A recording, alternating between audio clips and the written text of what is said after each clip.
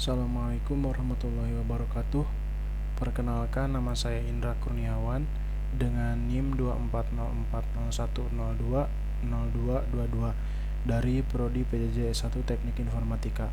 Di sini saya akan mempresentasikan hasil UAS Sistem Jaringan 2 yang diampu oleh Bapak Muhammad Ikhwani Saputra, Eskom Mkom. Untuk soal yang pertama adalah buatlah resume jurnal dengan tema sistem jaringan. Kemudian jelaskan latar belakang jurnal tersebut, metode yang digunakan, dan apa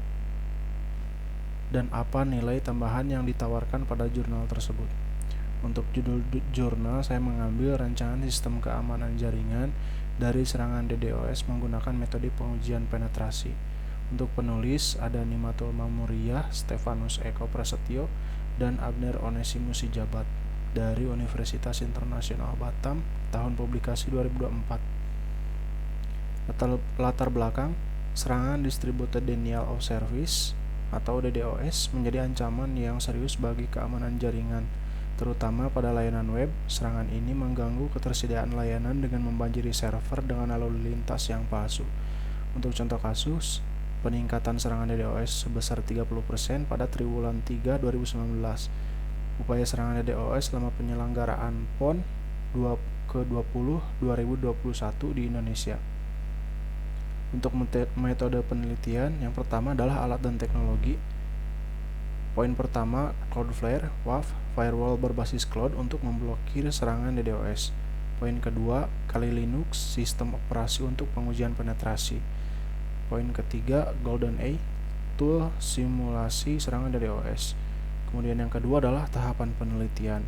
Simulasi serangan sebagai berikut. Poin pertama, menggunakan GoldenEye di Kali Linux untuk membombardir target website dengan lalu lintas palsu. Kemudian untuk contoh perintah, GoldenEye.py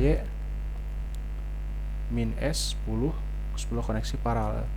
Analisis log, memantau log serangan di Cloudflare untuk identifikasi pola serangan. Untuk implementasi perlindungan, mengaktifkan fitur HTTP DDoS Protection dan I'm Under Attack mode Cloudflare. Kemudian konfigurasi SSL atau TLS, encryption dan aturan firewall khusus. Yang ketiga, evaluasi, membandingkan kinerja website sebelum dan setelah implementasi Cloudflare WAF. Kemudian untuk nilai tambahan jurnal, yang pertama adalah inovasi teknis. Integrasi Cloudflare WAF dengan pengujian penetrasi berbasis Kali Linux dan GoldenEye memberikan solusi hybrid untuk mitigasi DDoS. Kemudian pembuktian empiris bahwa Cloudflare efektif memblokir serangan DDoS dengan pengaturan spesifik.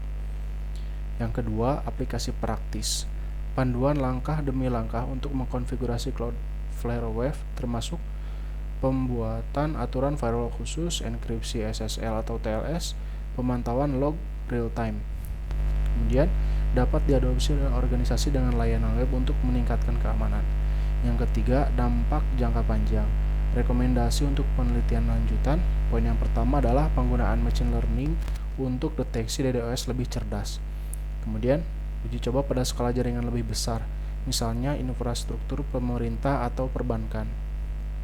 Kemudian yang kedua adalah jelaskan dan gambarkan tentang VLAN. Buatlah model sederhana VLAN dengan paket tracer.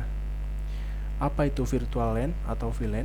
VLAN adalah sebuah konsep dalam jaringan komputer yang memungkinkan pembagian jaringan fisik menjadi beberapa jaringan logis terpisah. VLAN bekerja pada lapisan layer 2 dalam model OSI dan digunakan meningkatkan keamanan, efisiensi, serta manajemen lalu lintas jaringan. Apa fungsi VLAN? Yang pertama adalah segmentasi jaringan, memisahkan jaringan besar menjadi subnet kecil tanpa perlu perangkat fisik tambahan. Kemudian meningkatkan keamanan, mengisolasi lalu lintas data antar VLAN sehingga hanya perangkat dalam VLAN yang sama dapat berkomunikasi secara langsung. Kemudian optimasi performa, mengurangi broadcast domain sehingga lalu lintas tidak perlu menyebar ke seluruh jaringan. Kemudian fleksibilitas manajemen, kemudian memudahkan administrasi jaringan karena pengelompokan logis tidak tergantung pada lokasi fisik perangkat. Kemudian bagaimana cara kerja VLAN? VLAN menggunakan tagging, biasanya dengan protokol IEEE 02.1 key untuk mengidentifikasi paket data yang termasuk dalam VLAN tertentu. Kemudian, switch yang mendukung VLAN akan membaca tag ini dan meneruskan paket hanya ke port yang tergabung dalam VLAN yang sama. Kemudian, jika dua perangkat dalam VLAN berbeda ingin berkomunikasi, diperlukan router atau layer 3 switch untuk melakukan routing antar VLAN. Kemudian, apa saja sih jenis-jenis VLAN? Yang pertama adalah port-based VLAN, pengelompokan berdasarkan port switch. Kemudian MAC-based VLAN, pengelompokan berdasarkan alamat MAC perangkat. Kemudian protokol-based VLAN, pengelompokan berdasarkan protokol jaringan, IP4, IP6, IPX. Kemudian dynamic VLAN, keanggotaan VLAN ditentukan secara dinamis melalui server autentikasi. Kemudian untuk kelebihan dan kekurangan VLAN, kelebihannya adalah mengurangi biaya, tidak perlu switch terpisah untuk setiap segmen jaringan. Kemudian skalabilitas, mudah menambah atau memindahkan perangkat ke VLAN yang berbeda. Kemudian yang ketiga adalah kontrol lebih baik, admin dapat mengatur kebijakan keamanan dari per VLAN. Untuk kekurangannya, konfigurasi kompleks, membutuhkan perencanaan dan manajemen yang baik. Kemudian ketergantungan pada switch yang mendukung VLAN, tidak semua perangkat jaringan kompatibel. Kemudian yang terakhir adalah masalah keamanan jika salah konfigurasi. Misalnya VLAN hopping bisa terjadi jika konfigurasi tidak aman. Sebagai contoh, di sini saya sudah membuat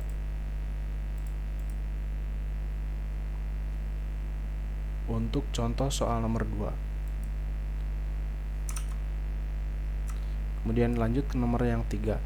Jelaskan dan fungsi dari core switch, distribution switch, dan switch access. Kemudian Anda gambarkan model tersebut secara sederhana. Yang pertama adalah core switch. Fungsi yang pertama adalah bertindak sebagai backbone jaringan, menghubungkan beberapa distribution switch, menangani lalu lintas data berkecepatan tinggi dengan latensi rendah. Kemudian menggunakan routing layer 3 untuk transfer data antar subnet VLAN. Dirancang untuk high availability. Kemudian untuk karakteristiknya, kecepatan sangat tinggi, minimal fitur filtering karena fokus pada kecepatan, biasanya ditempatkan di data center atau jaringan yang besar. Kemudian untuk distribution switch, fungsinya adalah menghubungkan akses switch ke core switch, mengatur routing antar VLAN, kemudian menerapkan kebijakan jaringan seperti quality of service, access control, dan filtering. Kemudian yang terakhir adalah mengurangi beban core switch dengan mengelola lalu lintas lokal terlebih dahulu. Untuk karakteristiknya, mendukung layer 2 dan layer 3 switching. Kemudian memiliki redundansi untuk menghindari kegagalan jaringan. Yang terakhir adalah biasanya terletak di antara lantai gedung atau departemen. Kemudian akses switch, fungsinya adalah menghubungkan end user device seperti PC, printer, IP phone, dan lain-lain ke jaringan. Kemudian mengelola VLAN berbasis port, misal port 1 sampai port 10 untuk VLAN HR. Kemudian untuk port 11 sampai 20 untuk VLAN IT. Menerapkan keamanan dasar seperti port security, membatasi perangkat berdasarkan MAC. Untuk karakteristiknya, operasi di layer 2 biasanya memiliki di PoE untuk perangkat seperti IP phone dan kamera. Kemudian yang terakhir adalah ditempatkan di rak lokal atau ruang kerja. Contoh dari core switch adalah di sebelah kiri, kemudian yang distribution switch di tengah, dan switch access di paling kanan. Kemudian yang nomor 4 adalah jelaskan teknologi VPN dan gambarkan fungsi dalam implementasi VPN. VPN ini adalah teknologi yang memungkinkan pengguna untuk membuat koneksi aman dan terenkripsi melalui jaringan publik seperti internet. VPN bekerja dengan membuat terowongan virtual antara perangkat pengguna dan server VPN, sehingga data yang dikirimkan terlindungi dari penyadapan atau gangguan. Fungsi utama VPN yang pertama adalah enkripsi data, mengamankan informasi sensitif seperti login, transaksi, atau data perusahaan dengan protokol enkripsi seperti AES-25 atau SSL TLS. Anonimitas dan privasi. menyembunyikan alamat IP asli pengguna dengan mengganti dengan IP server VPN, berguna untuk menghindari pelacakan oleh ISP, pemerintah, atau pihak ketiga. Poin yang ketiga, akses konten terbatas, membypass pemblokiran geografis, contoh mengakses Netflix AS dari Indonesia. Kemudian nomor 4, remote access, memungkinkan karyawan mengakses jaringan perusahaan dari luar kantor secara aman. Kemudian yang kelima, penghemat biaya, menggantikan koneksi leased line dengan jaringan publik yang lebih murah. Untuk cara kerja VPN, perangkat pengguna terhubung ke server VPN melalui internet.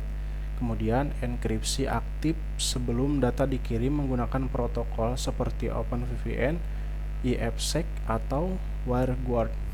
Yang ketiga adalah data melewati terowongan aman yang tidak bisa dibaca oleh pihak luar. Yang keempat, server VPN meneruskan data ke tujuan dengan identitas yang disamarkan. Contoh kasus dari perusahaan, karyawan mengakses database internal dari rumah via SSL VPN. Kemudian untuk perorangan, pengguna memakai WireGuard untuk mengamankan browsing di Wi-Fi publik. Kemudian untuk negara, aktivis menggunakan Tor over VPN untuk menghindari sensor. Jelaskan tentang network security dan bagaimana pendapat Anda terkait implementasi network security yang baik.